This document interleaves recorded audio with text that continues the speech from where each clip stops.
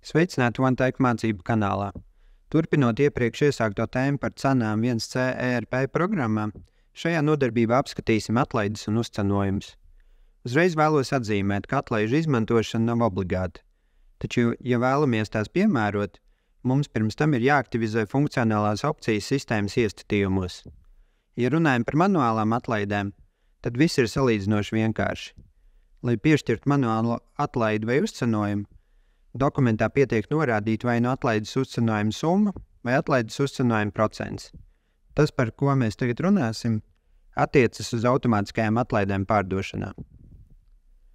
Lai mēs varētu tās piemērot, vispirms ir jāieslēdz funkcionālā opcija. Tālāk mums ir jāreģistrē atlaides un uzcenojumi. Jāpalaiž tās un jānorāda kopīgas piemērošanas noteikumi. Visu nepieciešamo var izdarīt vienā darba vietā, sadaļā CRM un mārketings. Sadaļā atlaides un uzcenojumi. Pirmā lieta, kas mums ir jādara, reģistrējot atlaidi, ir jānosaka atlaides veids. Šis redzamais saraksts ir atkarīgs no tā, kādas funkcionālās opcijas mēs izmantojam. Kādas iespējas mums ir pieejamas kopumā? Atlaidi var piešķirt ar procentu vai ar summu. Ja tā ir summa, atlaidi var piešķirt dokumentam, vai arī tā var būt atlaides uzcenojuma summa katrai pārdošanas dokumenta rindai. Mēs varam arī piešķirt dažādas dāvanas saviem klientiem. Šeit ir paredzēti divi atlaižu veidi. Ja kā dāvanu vēlamies nodrošināt tieši tādu pašu nomenklatūru, kādu klients iegādājies, teiksim, viņš iegādājies 2 kreklus, un tāds pats 3. krekls tiek pievienots kā dāvana. Šajā gadījumā mums jāizmanto atlaides veids atlaide ar daudzumu, kurā norādām, cik daudz no cik vienībām ir bez maksas. Ja kā dāvanu vēlamies uzdāvināt kādu citu nomenklatūru, mums jāizmanto iespēja dāvana. Tāpat var būt arī atlaižu veids īpaša cena. Teiksim, mēs reģistrējam pārdošanas nosacījumus sistēmā, reģistrējam līgumu ar klientiem, kurā ir norādīts, ar kādu cenu veidu mēs strādājam, piemēram, cenas veids mazumtirdzniecības. Bet izpildot noteikts nosacījums, mēs varam pāriet uz citu cenas veidu vienam pārdošanas darījumam.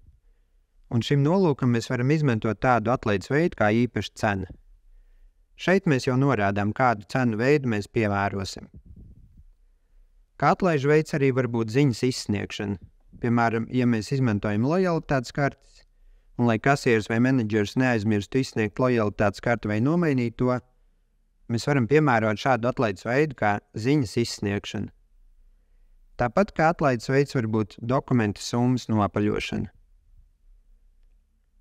Pēc tam, kad esam izvēlējušies atlaides veidu, cilnē pamata ir jānorāda, kā tiks piešķirta atlaide, par ko tā tiks piešķirta, un cilnē pakalpojuma noteikumi ir jānorāda nosacījumu saraksts. Aplūkosim šo logu. Pieņemsim, ka atlaides veids būs atlaide uzcenojums ar procentu. Atlaides lielums 10. Mēs iepriekš apskatījām, ka cenu veidos var izmantot cenu grupas, un tās pašas cenu grupas var izmantot arī atlaidēs un uzcenojumos. Piemēram, es varu norādīt, ka atlaides lielums ir 10%, bet ne visām precēm. Pieņemsim, ka citām precēm atlaides lielums būs atšķirīgs. Izmantojot hipersaiti precizēt, varam norādīt cenu grupu, un atlaide šai cenu grupai vairs nebūs 10%, bet teiksim 5%. Un spiežam pabeigt rediģēšanu. Pēc tam ir jānorāda nomenklatūra, kurai tiks piešķirta šī atlaide. Atlaidi var piešķirt bez ierobežojumiem. Tas ir pilnīgi jebkurai nomenklatūrai, vai, piemēram, tā var būt nomenklatūra no noteikta saraksta. Protams, šis saraksts iepriekš ir jāizveido. Vai arī tā var būt, piemēram, nomenklatūra pēc atlases. Tas nozīmē, ka mēs nosakām, kam tieši tiks piešķirta mūsu atlaide. Vai nu bez ierobežojumiem, vai arī norādām konkrētus nomenklatūras sarakstus vai atlases. Turklāt šeit, uzspiežot uz pogu bez precizējuma, varam precizēt arī nosacījumus. Piemēram, var norādīt, ka atlaide tiks piešķirta jebkurai nomenklatūrai, bet, piemēram, tikai tad, ja klients šo produktu iegādājas pirmo reizi. Kā redzat, iespēju šeit ir diezgan daudz. Pēc tam, kad mēs esam izvēlējušies atlaides veidu, lielumu un kam tā tiek piešķirta, ir jāprecizē tās piešķiršanas nosacījumi. Tas nozīmē, ka atlaides var piešķirt vai nu bez nosacījumiem, vai arī tad, ja ir izpildīts viens vai vairāk nosacījumi. Ja atlaidi jāpiešķir, kad ir izpildīti nosacījumi, tad aizpildām šo cilni. Šeit mums ir jāizvēlas veidne. Šīs veidnes ir atkarīgas no tā, kādas funkcionālās opcijas mēs izmantojam. Piemēram, veidne par vienreizējo pārdošanas apjomu. Šeit mēs varam norādīt, kas klientam jāiegādājas uzreiz, lai saņemtu atlaidi. Varbūt viņam jāiegādājas preces uz noteiktu summu, varbūt viņam jāiegādājas noteikts preču skaits un tam līdzīgi. Tās var būt gan vienādas, gan dažādas preces. Tādā veidā mēs precizējam nosacījumus. Turklāt šeit var arī norādīt, kāda nomenklatūra viņam jāiegādājas. Jebkura nomenklatūra no noteikta saraksta vai pēc atlases. Nākamais nosacījums par uzkrāto pārdošanas apjomu. Šeit mēs varam arī norādīt, kas klientam jāuzkrāj. Summa, preču skaits, preces ar vai bez noteiktām pazīmēm. Kāds periods jāanalizē? Viss periods, iepriekšējais periods, slīdošais periods. Turklāt atkal jānorāda, kāda nomenklatūra viņam jāiegādājas, jebkura vai kāda noteikta. Var arī izvēlēties, piemēram, maksājumu veidu, kā atlaides piešķiršanas nosacījumu. Piemēram, mēs sakām, ka, ja klients maksā ar maksājumu karti, viņam tiks piešķirta atlaide. Tas nozīmē, ka tiek izvēlēta piešķiršanas nosacījumi par apmaksas veidu. Un šis apmaksas veids ir jānorāda maksājuma karte, skaidra nauda un tam līdzīgi. Vai arī klientam var piešķirt atlaidi noteiktā laikā. Piemēram, klientiem katru pirmdienu no 8 līdz 10 rītā tiek piešķirta atlaide. Tātad tas būtu par pārdošanas laiku. Atlaides var piešķirt arī par klienta dzimšanas dienu. Jūs noteikti esat iepriekš saskārušies ar šādu atlaides veidu. Piemēram, varam norādīt, cik dienas pirms un pēc klienta dzimšanas dienas atlaide ir derīga. Arī piešķiršanas nosacījuma saraksts ir plašs, un jums ir jāizvēlas jūsu uzņēmēja darbībai atbilstošākais variants. Tagad atgriezīsimies atpakaļ. Tālāk, kad mēs esam izlēmuši atlaides nosacījumus, mums ir jānorāda, kā atlaide tiks piešķirta. Varbūt viens vai vairāk nosacījumi. Jums tie visi šeit ir jānorāda. Tālāk ir jānorāda, kā atlaide tiks piešķirta. Automātiski vai manuāli. Citiem vārdiem sakot, mēs varam nosacīt sadalīt visas atlaides divās daļās. Automātiskās un manuālās atlaides. Savukārt automātiskās atlaides arī var sadalīt divās daļās. Automātiskās atlaides, kas tiek piešķirtas automātiski, un automātiskās atlaides, kas tiek piešķirtas manuāli. Ja mēs izvēlamies iespēju automātiski, tas nozīmē, ka, ja ir izpildīti atlaižu piešķiršanas nosacījumi, dokumentā tiks piešķirta šāda atlaide. Otrā iespēja – atlaide tiek piešķirta manuāli. Nozīmē, ka šeit pārdevējiem ir zināma rīcības brīvība. Tas nozīmē, ka pārdevējs redzēs, kādi nosacījumi ir izpildīti, kādas atlaides viņš var piešķirt, un viņš pats pieņems lēmumu, vai piešķirt šādu atlaidi vai nē. Pēc tam, kad esam to visu izdarījuši, norādījuši, kādā veidā, kādām precēm un ar kādiem nosacījumiem tiek piešķirta atlaide, tad atlaide ir jāievieš darbībā. Atkarībā no tā, kam atlaide ir piemērojama, atlaide tiek ieviesta dažādos veidos.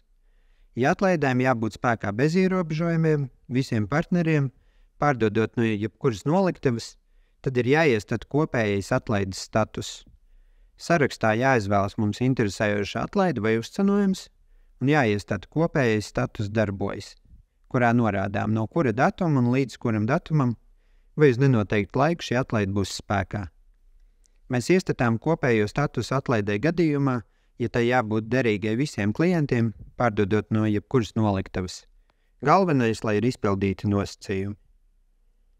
Ja mēs vēlamies ierobežot atlaides darbību, tad tā ir jāievieš šeit. Piemēram, mēs varam norādīt, ka atlaide ir spēkā jebkuram klientam, bet tikai pārdošanai no noteiktām noliktavām. Šajā gadījumā atkal sarakstā izvēlamies atlaidi, labajā pusē izvēlamies mūsu interesējošo noliktavu un iestatām statusu darbojas, kurā norādām no kura perioda līdz kuram atlaide būs spēkā, vai arī iestatām neierobežot laiku. Ja mēs nevēlamies, lai atlaide būtu spēkā visiem klientiem, bet tikai noteiktiem klientiem, tad atlaide tiek īstenot ar standarta vai individuālu līgumu palīdzību. Visu nepieciešamo informāciju par līgumiem aplūkosim citās nodarbībās.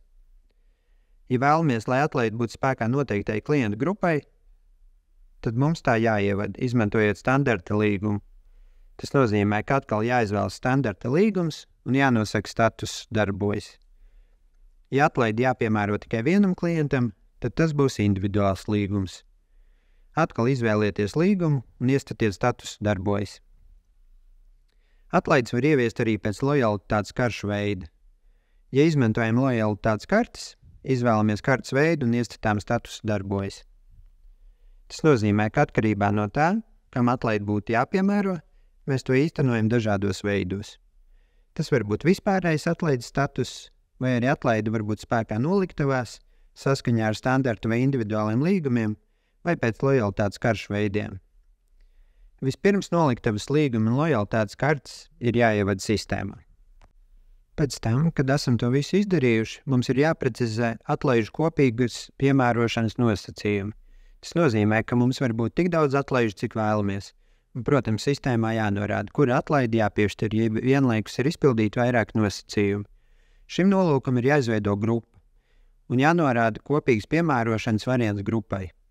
Te apakšā katram piemērošanas nosacījumam ir neliels apraksts. Ja mēs, piemēram, norādīsim, ka kopīgās piemērošanas variants būs minimums vai maksimums, tad pie kopīgās darbības atlaides vienā grupā tiks piešķirta kāda, kura ir minimālā vai maksimālā vērtība. Ja mums ir nepieciešams, lai atlaides tiktu summētas, tad mēs norādām kopīgās piemērošanas opcijas saskaitīšanu. Ja atlaižu grupai norādām kopīgas piemērošanas opciju izspiešanu, tad šajā gadījumā tiks piemērot tikai tā atlaide, kurai ir augstākā prioritāte. Prioritāti varam redzēt mūsu darbvietā atlaides un uzcenojumi. Šī ir pats pēdējā kolona – piemērošanas kārtība. Ja, piemēram, mūsu atlaides ir noteiktā grupā, un grupā ir norādīta kopīgas piemērošanas iespēja izspiešana, tad mēs pievēršam uzmanību piemērošanas kārtībai.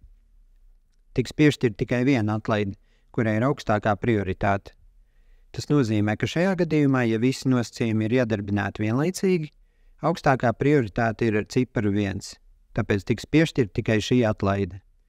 Ja mēs grupai norādām kopīgas piemērošanas iespēju reizināšanu, tad arī šeit jāpievērš uzmanība prioritātei. Tikai netiks piešķirt tikai viena atlaide, bet atlaides tiks piemērotas secīgi. Tas nozīmē, ka tās var būt vairākas atlaides, un tās tiks piešķirtas prioritārā secībā grupas ietveros. Tas nozīmē, ka, piemēram, grupai ir norādīta kopīgas piemērošanas opcija reizināšana, un nostrādāja vairāk atlaides piešķiršanas nosacījumu ielaicīgi. Šādā gadījumā atlaides tiks piešķirtas secīgi prioritārā secībā grupas ietveros. Tas nozīmē, ka augstākā prioritāte ir 1. Vispirms tiks piemērota atlaide ar prioritāti numur 1, pēc tam nākamā atlaide ar prioritāti numur 2 un tā tālāk. Un katra nākamā atlaide tiks piešķirt ņemot vērā jau iepriekš piešķirto atlaidi. Tas nozīmē, ka, ja mums atlaižu grupā ir izvēlēts iespējas izspiešana vai reizināšana, tad neaizmirstiet pievērst uzmanību prioritātei. Protams, varam pielāgot prioritāti. Šim nolūkam ir atbilstošas komandas – pārvietot elementu uz augšu un pārvietot elementu uz leju. Ja mēs atlaižu grupai norādīsim tādas opcijas kā minimums vai maksimums, tad tiks piešķirt tikai viena atlaide, kurai ir minimālā vai maksimālā vērtība. Un saskaitīšana, saprotams, ka atlaides tiks summētas kopā. Un pēc tam, kad esam to visu konfigurējuši, pēc tam mēs varam piemērot automātiskās atlaides pārdošanā. Ja ir izpildīts atlaides piešķiršanas nosacījums, tā tiks automātiski piešķirta dokumentā. Par atlaidēm šajā nodarbībā arī viss. Paldies par skatīšanos un visu labu!